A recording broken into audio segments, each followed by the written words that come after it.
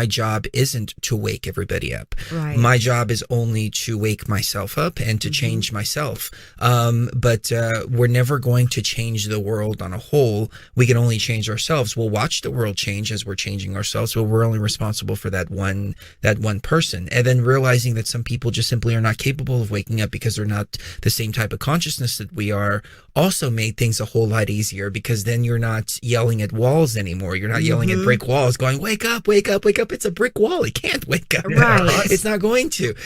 Focus on yourself, then move on to somebody who is receptive to what you're saying. It made things so much easiar, those revelations. Totally. Yeah, I'm like that with clients too. I've set up my website now where, if people are who are not willing to actually look at themselves, I've got no time for those people anymore, because it's a waste of their time. And resources. Mm-hmm. It's a waste of my time and resources, and we just need to find those harmonious balance points. And you want a clientele, you want a listener base that's actually interested, not trolls that come in, or people that get totally offended by their belief systems, and all they want to do is sit there and just defend their belief systems and castigate and persecute everybody else. So we want people who are actually willing to listen and take into consideration what gets shared. And we all need to do that's what being human is all about. So I'm always listening. I'm always saying, I could be wrong about stuff, and I'm willing to take into consideration anything anyone has to show me that's going to show me something different. The problem is, I integrated with my soul in 2003, and it might take a bit of time before someone shows me anything different from what I witnessed. Maybe the universe is going to show me something different. But what I witnessed, and it's hard, it puts me in a very difficult position, because now I'm going to disregard that whole experience. And it wasn't a dream, right? I was actually integrated with my soul. Yeah. If you reintegrate with your heart, soul, essence, truly, and you really step into the truth that we are sovereign, infinite creator beings. That's the true essence of who we are at the core, at the heart. Sovereign, infinite creator beings. You really need to remember what the word infinite actually means. So I get it infinite, but looking at it from infinite as it is pronounced, we are in the finite, and at the same time we are completely infinite. And no beginning or end. We've never been created. We always have been, always will be. And we've chosen to enter this universe. And just that we're in a part of this journey through this universe, this aspect of us. And we're just emerging from the veil of amnesia. That's all. Mm-hmm. We're awakening. So reconnecting, and the connection is already there. Relaxing into who you already are is the key. Stop thinking you must achieve something that isn't. Relax into what is. And you already are a sovereign, infinite creator being.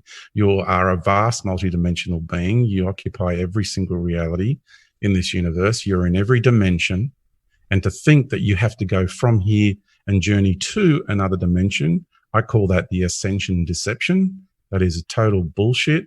And that is created by empire to get you to go from this really undesirable place that's created to some heavenly type of realm, which is going to seem so beautiful compared to this one. But really, it's just going to be another prison. So by us really relaxing and remembering who we truly are from the core, we are going to awaken. We're going to awaken our natural relationship we have with our mother planet, with the sun, with the galaxy, with the universal being, and with our infinite nature beyond. And you'll just begin to see it all. I'm in the awakening process. I'm living my personal apocalypse. And that's enabled me to be able to share my experiences with you guys. There's many people who are awakening. Obviously, Chris and Cherie are, and all of you who's listening to this, you are awakening. And this is part of our awakening process. And I'm going to say, be gentle on yourselves. And there are times when you've got to take action, but don't force the situation. Right. There's a difference, right? And most people are feeling like they're not good enough. I've got to hurry up. There's this pressure, this underlying subconscious pressure I've got to do it. I've got to do it. I've got to hurry. I've got to hurry. And what that is, that's a consciousness virus in your subconscious realm, which is implanted into the collective manufactured general consensus reality of the human race. Implement. So if you look at the decade we just came out of, and it was the teens decade, right? Mm-hmm. So if we look at that, and I'm looking at the theme, and it has emerged that we did a lot of growing up. You know, Yeah, got through puberty. You know, we're starting to wake up. We're becoming more spiritually mature as we're going along. We're figuring out what gender we are. Chris. Sorry, I had to throw that in there because it's been ridiculous. He's awful. No, I agree. I agree with you, George. It's been crazy, we've right? Grown so up. that's been the teens. Yeah, right? So we're figuring all that out. Mm-hmm. Yeah. And now in the 20s, we have this wonderful opportunity to start really implementing and emerging as the mature adults. So we're starting to really emerge. And so everything that we've learned and we've figured out in the last, because everybody's gone through a re-evaluation and therefore a restructuring, right? And the pressure up until this last solstice, wow, it was intense. And it was like I was not allowed to take forward after this solstice all the programs that were no longer good for me moving forward, and all the things in my life that I'd created that we couldn't. And everybody that I spoke to felt the same way. We just couldn't take into this new cycle moving forward, what we would call the calendrical decade, but then after the solstice and the rhythm of that moving forward, right? Mm-hmm. And now the 20s is where we actually get to implement everything. And the 20s is when you're in your 20s, you're completely reevaluating next level from the teens and restructuring. So now the real restructuring takes place, because in your 20s, usually you move out of home.